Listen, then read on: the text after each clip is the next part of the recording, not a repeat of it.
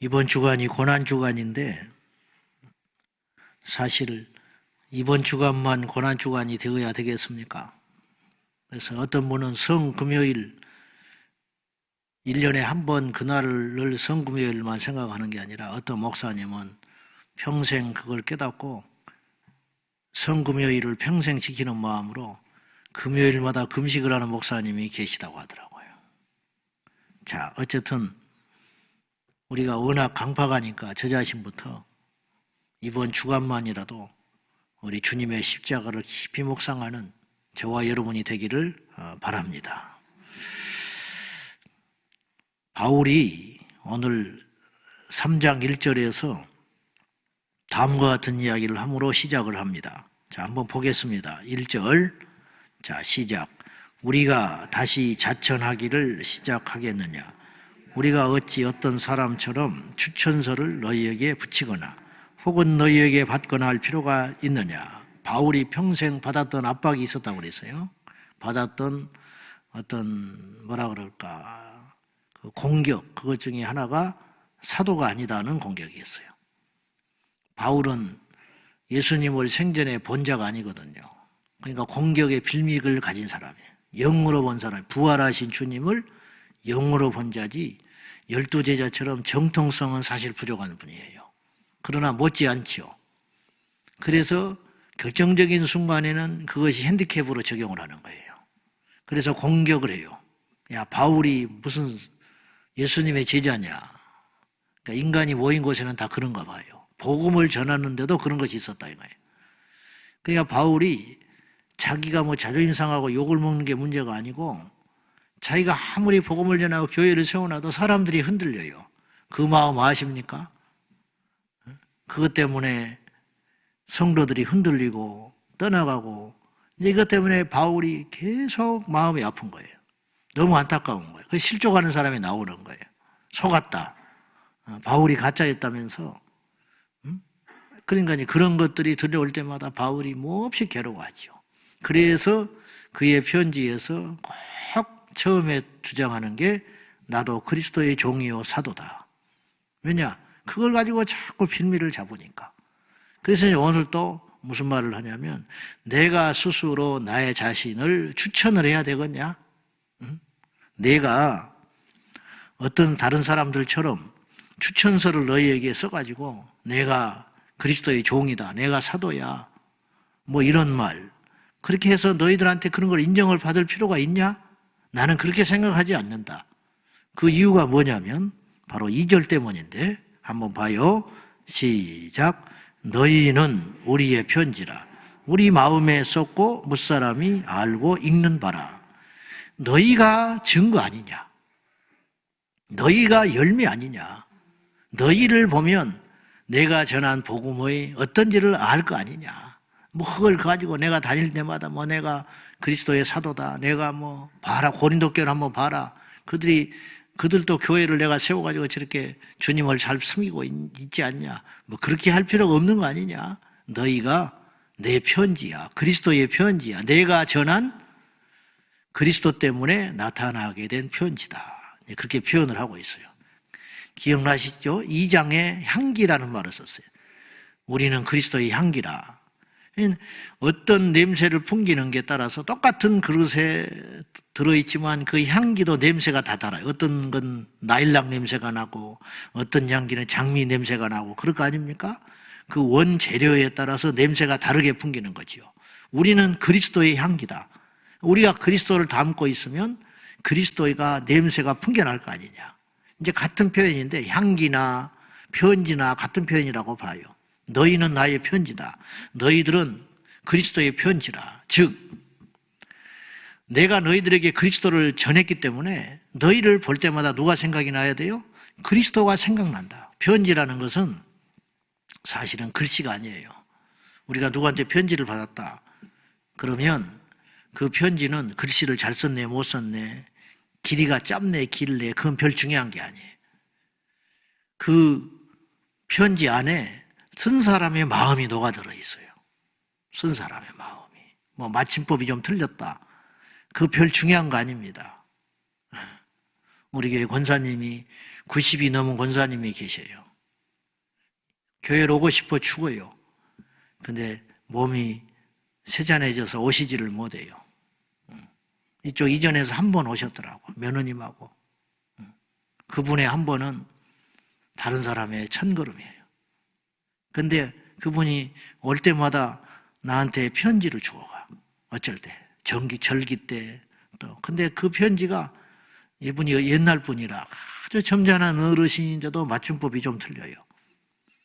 근데 그 편지를 보면 꼭 이렇게 시작해. 죄송합니다. 그래. 뭘 그렇게 죄송한지 모르겠어. 나는 고마워 죽겠는데 죄송합니다. 나는 죄인입니다. 그렇게 시작해요. 항상 그래. 죄송합니다. 목사님, 하나님께 죄송하고 목사님께 죄송합니다. 이 늙은 것이 아무 구실도 못합니다. 빨리 주님 앞에 가고 싶은데 이렇게 있습니다. 뭐 그러면서 건강하시라고. 뭐 이렇게 하고 간단하게 했어요. 그 편지는 어떤 문학가의 편지보다 저에게 소중합니다. 맞춤법이 뛰어나서가 아니고 문장이 훌륭해서가 아니고 그 한마디, 내가 죄송하다는 거예요. 죄송할 게 뭐가 있냐 이 말이에요. 그리스도 앞에서 경건하게 살고 싶고 믿음으로 살고 싶고 비록 몸은 잘 움직이지 못하지만 말씀대로 살고 싶어하는 그 거룩한 열망이 그 안에 가득 차 있어요. 자기는 너무 부족하다는 거야. 한평생 예수를 믿어온 분이 젊은 종에게 그렇게 편지를 써요. 거기에 몇 마디의 글귀 안에 이분의 신앙 고백과 영적 상태와 마음이 저를 향한 사랑, 교회를 향한 사랑, 주님을 향한 사랑, 그리고 주님 안에서 경건하게 살고 싶어하는 그 애틋한 마음이 거기에 전해져 있는 거예요. 그건 종이가 아니에요. 그렇듯이 편지라는 것은 쓴 자의 열매요, 마음이요, 상태, 그것이 다 농축되어 있는 것이라는 거예요. 그래서 향기나 편지나 혹은 사도라는 말도 같은 의미라고 봐요. 사도라는 말은 요새 잘 안 쓰는 말이에요. 교회에서나 쓰는 말이에요. 성경 읽을 때나 등장하는 말이에요. 사도라는 말은 무슨 뜻이냐면 어떤 일을 위해서 파견된 존재를 사도라고 그래요. 어떤 사명을 위해서 보내진 사람. 그래서 오늘날 가장 비슷한 말이 대사라는 뜻이라고 볼 수도 있어요. 대사. 나는 그리스도의 대사다. 여러분, 대사관에서 근무하는 그 대사 직원이요, 사고 치잖아요? 그럼 그 사람만 욕먹는 것으로 끝나지 않습니다. 그 나라 전체가 욕을 먹어버립니다. 그래서 그 대사관을 국내로 불러들여 버려요. 나라 망신시켜버리는 거예요. 가끔 일본이 도발하잖아요? 독도가 자기 땅이라고, 다케시마라고. 그렇게 하면은 우리 정부에서 일본 대사를 부릅니다. 그건 뭐냐? 일본 정부의 최고 수장을 부르는 것과 똑같아요. 그거 항의합니다. 그 개인한테 항의하는 거 아닙니다. 그 대사가 무슨 죄가 있습니까? 그 대사에게 무슨 감정이 있습니까? 근데 당신 나라가 엉뚱한 이야기를 했기 때문에, 잘못했기 때문에 대표로 당신 부른다. 그리고 국가에서도 감정이 상하면 대사관을 국내로 소환해버립니다. 그러면 예교에 단절이 들어가는 거예요. 그러니까 대사는 단순한 사적인 존재가 아니에요. 아주 무서운 책무가 있는 거죠. 그것이 사도예요. 다른 말로 종이라 할 수도 있어요. 우리가 누구냐? 우리 정체성을 좀 바로 합시다. 우리가 누구냐? 그리스도의 향기다. 우리가 누구냐? 그리스도의 편지라. 우리를 보면 누구를 봐야 되냐? 예수님을 봐야 되는 거예요. 우리를 만나서 이야기를 하면 누가 느껴져야 되냐? 예수님이 느껴져야 되는 거예요. 대사가 사고치면 나라가 욕을 먹듯이 우리가 잘못하면 그리스도의 영광이 가려지는 거예요. 그러므로 우리가 엄중하게 살아야 됩니다. 우리가 공인입니다. 공인. 물건껏 깎지 말라는 거예요. 함부로 우리 살아가지 말자는 거예요. 어렵지요. 힘이 듭니다. 제가 목사인데 내가 사고치면 개인이라고 언론에 나오지 않을 거예요. 아무개 교회 목사 이름은 없어요. 이름은 사라져버려요. 목사라는 말이 크게 나오는 거야. 예수쟁이 그거거든요. 어느 교회에서 뭔 일이 있다 그러면 아무개 그 교회로만 단정하지 않아요. 언론에서 일단 교회라는 말이 나가는 순간 대한민국의 모든 교회가 같이 취급받아 버려요. 나도 사람이야. 나도 어쩔 수 없잖아. 그런 말은 안 통하는 거라는 거예요. 다시 한번 우리 다짐해요. 우리가 그리스도의 편지예요. 사람들이 우리를 만날 때 예수님을 마음을 읽을 수 있어야 해요. 종이가 아닙니다. 그 마음이고 열매고 심정이듯이 우리가 가는 곳곳마다 그리스도가 새겨지는 그 걸음이 된다는 걸 꼭 기억하소서. 우리 하나님 앞에 영광된 삶으로 살아가기를 축원합니다. 너희는 빛이라. 너희는 소금이라. 빛으로 소금으로 살아간다는 게 만만치 않습니다. 자신을 태워야 하고 자신을 녹여야 하고, 그래서 우리가 이 땅에서 작은 행실 하나하나가 쌓여서 하나님의 영광을 나타나게 되는 것이지요. 자, 어쨌든 이제 편지라는 말을 가져오면서 너희들이 우리의 증거 아니겠느냐, 바울이 그렇게 쓰는 것입니다. 7절부터 11절 이하는 사도 바울이 모세를 등장시킵니다. 그러면서 이제 자신의 직분, 새로운 영의 시대를 맞이하여 복음의 시대, 십자가의 시대, 예수 그리스도 이후의 시대를 맞이하여 우리가 갖게 된 영광스러운 사명과 직분과 비교하여 모세의 직분을 비교해요. 자, 한번 볼까요? 7절입니다. 7절, 8절까지 시작. 돌에 서서 새긴 죽게 하는 율법 조문의 직분도 영광이 있어 이스라엘 자손들은 모세의 얼굴이 없어질 영광 때문에도 그 얼굴을 주목하지 못하였거든. 하물며 영의 직분은 더욱 영광이 있지 아니하겠느냐. 자, 무슨 내용인지 아시겠죠? 출애굽기에 모세가 주님을 뵙고 율법을 받은 다음에 시내산에서 내려왔을 때에 얼굴에 광채가 납니다. 그래서 사람들이 그 모세의 얼굴을 보지를 못해요. 뭐 태양 못 보잖아요. 눈부셔가지고.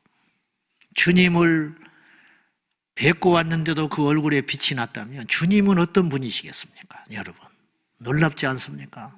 이 주님의 영광. 그 천국은 태양이 없다니까요. 천국에 가서 없는 거 몇 가지 있지요? 태양이 없다고 그래요. 왜? 주님이 빛이시니까. 천국 교회 없다고 그랬어요. 교회, 천국이 전체가 교회야. 천국은 병드는 게 없어요. 저주가 없다고 그랬어요. 죽는 것이 없는 거예요. 그런 몇 가지가 없지요. 어쨌든 빛 대신 주님을 뵙고 왔는데 그 얼굴에 그 빛이 새겨져 가지고 이스라엘 백성들이 모세를 못 봐요. 그래서 어떻게 했냐? 수건으로 그의 얼굴을 가렸다. 야, 어떻게 그럴 수가 있을까? 한참 동안 그래야만 했어요. 그 이야기를 가져오면서. 근데 모세가 그때 받은 율법이라는 것은 사실은 돌에 새겨진 그런 것에 불과하다는 거예요. 그리고 그 율법은 정죄하는 법이라는 거예요. 정죄법. 살리는 법이 아니다. 율법을 무시하는 게 아닙니다. 그거 필요하거든요. 모세를 무시하는 게 아니에요. 사도 바울이 주장하는 건 뭐냐면 모세보다 의롭고 율법이 필요 없고 복음이 뛰어나다 그런 말을 하려는 게 아니라 예수 그리스도의 은혜로 말미암아 우리는 업그레이드 돼가지고 새로운 시대에 새로운 영의 시대를 맞이하여 새로운 사명을 가지고 맡게 된 존재들이다. 우리가 그런 직분을 받은 자다. 그런데 모세도 곧 없어지거나 사람을 정죄하는 것에 불과한 율법을 받은 모세도 그의 얼굴에 그렇게 빛이 났다면 하물며 살리는 법을 받은 복음의 능력을 받은 우리 예수 그리스도의 은혜로 말미암아 이제 완전히 열려진 새로운 시대, 영적 시대, 다윗이나 아브라함이나 모세나 그렇게 구약의 예언자와 선지자들 하나님의 사람들이 그토록 사모하고 또한 바라고 원했던 그 하나, 그 소원했던 그것, 다윗이 주의 전에서 영으로 예배하기를 그렇게 원했거든요. 다윗은 성전을 짓지 못하고 죽었어요. 지었다 할지라도 가정인데 다윗은 지성소에 못 갑니다. 왜냐? 그는 제사장이 아니거든요. 이게 한계라는 거예요, 한계. 근데 우리는 그렇지 않아요. 주의 영이 계신 곳에는 자유함이 있느니라. 이 말이 무슨 말이냐? 성령의 시대를 맞이하여 우리는 언제든지 기도하는 존재가 된 거예요. 여러분, 아무나 기도 못합니다. 구약에 아무나 성전에 오르지 못합니다. 아무나 제사하지 못해요. 이방인의 뜰이 따로 있었습니다. 성전에 들어가지 못합니다. 아무리 돈이 있어도 못 들어갑니다. 아무리 명분이 뚜렷해도 나는 죄인이고 이방인으로서 난 정말 하나님을 만나고 싶다. 거절당합니다. 하나님이 허락지 않습니다. 그것이 율법 조문 시대의 한계라는 거예요. 그러나 그 모든 것들이 그리스도로 말미암아 깨어졌다. 얼마나 영광스러운 일이냐. 얼마나 놀라운 일이냐. 이것을 알면, 우리가 주님께 받은 그 은혜와 사랑을 안다면 우리는 더 겸손해질 수 있고, 우리는 더 힘이 써질 수 있고, 우리는 더 온전해질 수 있다는 거예요. 이 눈이 떠지시기를 주님의 이름으로 축복합니다. 그래서 지금 우리들은 새로운 시대에, 새로운 영의 시대, 새로운 복음의 시대를 맞이하여 그런 위대한 직분 가운데 있는 것이다. 사도 바울이 그걸 깨달은 거예요. 우리가 주께 받은 영적 신분과 사명이 얼마나 큰 것인지, 얼마나 놀라운 것인지. 구약의 사람들은 영적으로 한계가 있어서 귀신을 못 쫓아냈습니다. 엘리야가 얼마나 능력 있는 종입니까? 모세가 바다를 갈랐습니다. 그러나 귀신을 쫓지 않습니다. 그 당시에 귀신이 없었을까요? 주님 말씀하십니다. 너희가 내 이름으로 성령의 능력으로 귀신을 쫓아내는 것이면 하나님의 나라가 너에게 이미 임하였느니라. 여러분, 모세가 방언했을까요? 못했습니다. 어떻습니까? 애들도 방언합니다, 요새. 뭐 대단하다 그런 뜻이 아니라 시대가 달라졌다는 거예요. 지금 시대는 그런 시대에 우리가 살고 있다. 이런 영적인 풍요로운 시대. 근데 풍요 속에 빈곤이고 홍수가 나서 먹을 물이 없다고, 이 풍요로운 시대인데도 불구하고 심령을 닫아버리고 은혜를 거부하는 존재들이 있다. 죄가 더한 곳에 은혜가 더 있다고 그랬는데, 거꾸로 은혜의 홍수 속에 있지만 이 은혜를 받지 못하면 그 죄는 더욱 큰 것이에요.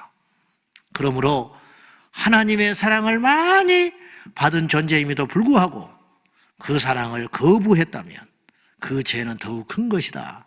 역으로 그렇게 표현할 수도 있습니다. 그러므로 우리는 자, 이제 두 가지 걸 결론으로 오늘 말씀을 이제 마감해 보겠습니다. 자, 첫째, 예수님으로 말미암아 허락되어진 우리에게 상승된 영적 신분, 그것을 통해서 뭘 알아야 되느냐면은, 자, 16절 봐요. 16절 같이 봅니다. 시작. 그러나 언제든지 주께로 돌아가면 그 수건이 벗겨지리라. 이 짧은 구절인데 중요한 세 가지 의미가 있어요. 첫째, 언제든지입니다. 여러분, 우리는 언제든지 주께로 갈 수 있습니다. 할렐루야. 이게 얼마나 큰 것인지 모르죠. 모든 날이 주님의 날입니다. 그러니까 우리가 생각을 바꿔야 한다니까요. 무슨 말이냐면, 또 주일이야? 또 교회 가야 돼? 그 기가 막힐 일이라는 거예요. 그렇게 생각하면 안 된다는 거예요. 예배하고 싶어 미쳤다는 거예요. 구약의 사람들은. 안 되는 거예요. 하나님이 닫아놓으니까. 시내산에 오르는 것도 모세에게만 허락되잖아요. 다른 사람 오면 죽어요. 오지 말라는 거야. 그리고 우리처럼 가면 우리 다 죽어요. 즉사해요. 몸을 정결하게 만들고. 안 되는 거예요. 우리는 어떤 복을 받았냐? 언제든지의 복. 이 언제든지라는 말은 뭐가 들어있느냐? 누구든지. 수고하고 무거운 짐지자들아 다 내게로 오라. 내가 너희를 쉬게 하리라. 죄인들아 와라. 주님이 초대했어요. 우리가 너무 큰 걸 받아서 잘 모르는 거예요. 너무 큰 걸 받아서. 구약으로 의하면 저는 1000만 번 죽을 사람입니다. 1000만 번. 머리 안 감고 강단에 섰다. 죽어버립니다. 무슨 나쁜 마음을 품고 강단에 섰다. 죽습니다. 나답과 아비후가 다른 불을 들여서 죽었습니다. 현장에서. 근데 슬퍼하지 말라고 모세가 엄하게 이야기해 버립니다. 자기 조카인데 언제든지 은혜. 두 번째는요, 주께로 돌아가면, 즉 기다리는 분이 계시다는 거예요. 나를 용서해 줄 분이 계시다는 거예요. 탕자가 돌아갔는데 아버지가 없어요. 그 형이 유산을 갖고 자리하고 있다. 야곱이 고향으로 못 돌아가잖아요. 왜냐? 이삭이 죽고 나니까. 자기 형이 있으니까 못 가는 거예요. 나를 용서해 줄 주체가 있다. 나를 도와줄 분이 계시다. 나의 허물을 덮어줄 존재가 계시다. 언제든지 의의 은혜. 그리고 돌아가면 맞이할 분이 계시다는 것. 그 세 번째 은혜는 수건이 벗겨지리라. 수건이 벗겨진다는 것은 모세가 수건을 덮고 있으니까 이스라엘 백성들이 모세를 답답하게 생각하는, 못 보는 거예요. 뭔가 이렇게 가려져 있는 거예요. 이게 이제 상징적인 의미가 그 율법의 한계가 그거예요. 하나님이 이스라엘 백성들에게 뭔가를 주긴 줬는데 막혀 있어요. 율법으로는 정죄받는 법이지 해결이 안 돼요. 여러분, 너 죄인이야. 병원에 갔는데 진단만 계속 하는 거야. 탁월해요. 여러분, 방사선과는 병을 못 고칩니다. 동네 작은 병원에 가면은 그걸 다 준비하지 못했으니까 방사선과 가서 MRI 찍어오라고 그럽니다. 방사선과에서 진단해 줍니다. 그거 찍고. 방사선과는 그것만 하는 거예요. 당신 지금 심각해요. 당신 빨리 이 병원으로 가시오. 큰 병원으로 가시오. 몇 개월 걸리겠어? 수술을 이렇게 해야 되겠어. 그거 해독을 해줘요. 그러면 그거 들고 고칠 수 있는 곳으로 가야 되는 거예요. 율법은 그거예요. 방사선과예요. 넌 죄인이야. 죄인 줄 몰랐어요. 근데 율법에 적용하니까 내가 죄인이야. 왠지 찜찜했는데 그것이 죄라는 거야. 뭔가 양심에 걸리는 게 있었는데 그 구체적으로 나타나요. 이건 주를 섬기는 내가 해서는 안 되는 길이었구나. 알게 된 거야. 알았으면 뭐하냐 이거예요. 안 다음에는 해결할 수 있어야 되잖아요. 못하는 거예요.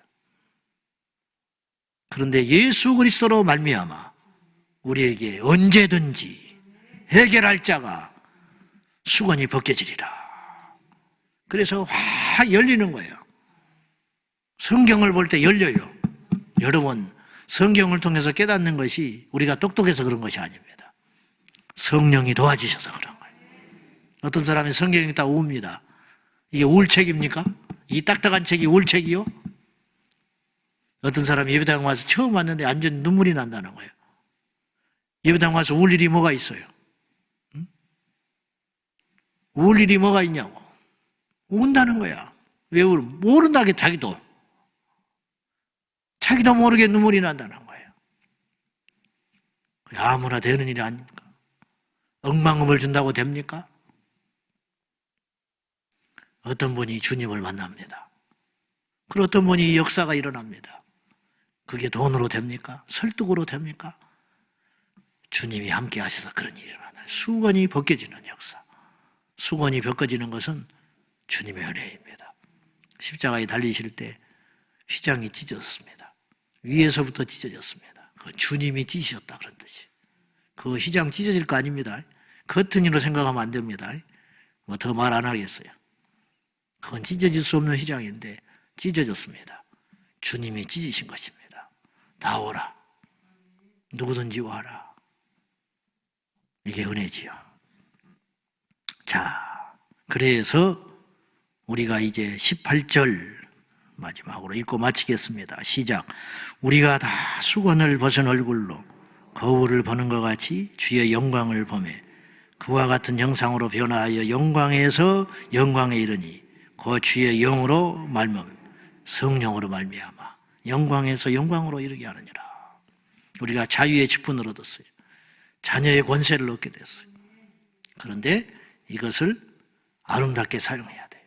주님이 우리에게 허락하신 권세, 주님이 우리에게 허락하신 자유, 그것을 헛되이 사용하지 말고 우리 주님하고 주님의 영광만을 위해 사용하고 그리스도의 덕을 위해서만 사용하는 그리스도의 향기요 그리스도의 편지로 오늘도 영적 자부심을 갖되 겸손하게 우리 한 걸음을 무겁게 내디디면서 좌우를 잘 살펴서 그리스도의 향기된 그리스도의 편지된 그리스도의 사도된 삶으로 우리 주께 영광 돌리는 고난주간 첫날 되시기를 주님의 이름으로 축원합니다.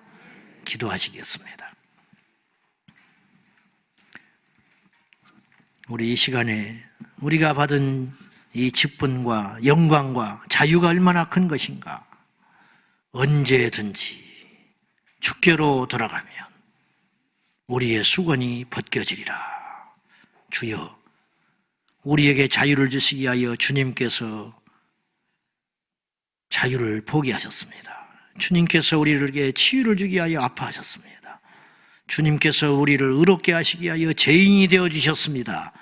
그 주간이 이번 주간입니다. 주여, 그 십자가의 사랑과 주님의 심정을 우리가 깨닫고 알고 그것으로 끝나는 것이 아니라 우리의 삶의 전반적인 인생이 변화되게 하여 달라고 우리 모두가 그리스도의 편지로 그리스도의 향기로 그리스도의 종으로 그리스도의 사도로 오늘 하루를 평생을 살아가게 해달라고 다 같이 기도하겠습니다.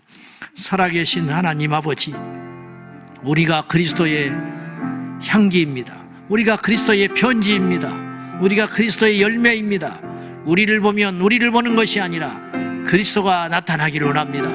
아버지 하나님, 모세 얼굴에 빛나는 영광을 볼 때에 이스라엘 백성들은 하나님의 영광을 보았을 것입니다.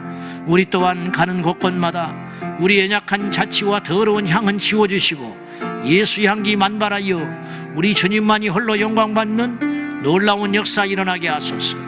우리가 살든지 죽든지 먹든지 마시든지 기쁘든지 슬프든지 강하든지 약하든지 높든지 낮든지 천하든지 귀하든지 주님만 높임받기 원합니다. 주님의 형상만 드러나기를 원합니다. 우리 주님 달리신 십자가로 말미암아 우리가 여기에 와 있습니다. 우리 주님이 당하신 채찍으로 말미암아 우리가 나음을 입었나이다. 우리 주님이 당하신 조롱으로 말미암아 우리가 영광을 얻었나이다. 주의 영이 계신 곳에는 자유함이 있으니 우리에게 허락하신 그 자유를 함부로 남용하지 않게 하시고 함부로 사용하지 않게 하시고 그리스도의 영광만을 위해 쓰여지게 하시고 그리스도의 복음만을 위해 널리 전파되도록 우리 하나님 도와주시옵소서. 우리가 받은 직분이 무엇인지 우리가 해야 할 일이 무엇인지 깨닫게 하소서. 알게 하소서. 주 예수 그리스도의 십자가의 능력과 성령의 능력으로 말미암아 우리에게 이 엄청난 권세를 주신 주님을 찬양하오니 주여 영광 받으소서. 너희가 언제든지 주께로 돌아가면 수건이 벗겨지리라 말씀하시는 주여, 우리에게 이 놀라운 직분을 주시기 위하여 친히 오시사 완전한 죄인이 되어주시고 십자가에 달리시기까지 사랑하시며 우리를 자유케 하기 위하여 주님께서 종이 되어주시고 우리의 죄를 없이 하시기 위하여 죄인이 되어주시고 우리를 낫게 하기 위하여 채찍맞으시며 우리를 존귀하게 하기 위하여 조롱받으신 주여, 주의 사랑과 그 위대한 주님의 은총의 감사와 영광과 찬양을 돌려드립니다. 2021년 이 고난주간에 저희들에게 영적인 시야가 열려지게 하시고 덮인 수건이 벗겨지게 하시고 교만했던 마음들이 열려지게 하여 주셔서 예수님의 십자가를 경험하는 은총을 허락하여 주옵소서. 우리의 모든 허물을 불구하고도 용서하시고 없이 하신 주 예수여 영광 받으시사 오늘도 예배하는 우리 모든 지체들 가운데 자유함을 허락하여 주시고 과거의 상처와 정죄는 떠나가게 하여 주시고 억눌림에서 해방되어 남은 여생 죽든지 살든지 오직 예수 그리스도의 편지로 살아가게 하여 주옵소서. 예수님의 이름으로 간절히 기도하옵나이다. 아멘. 주여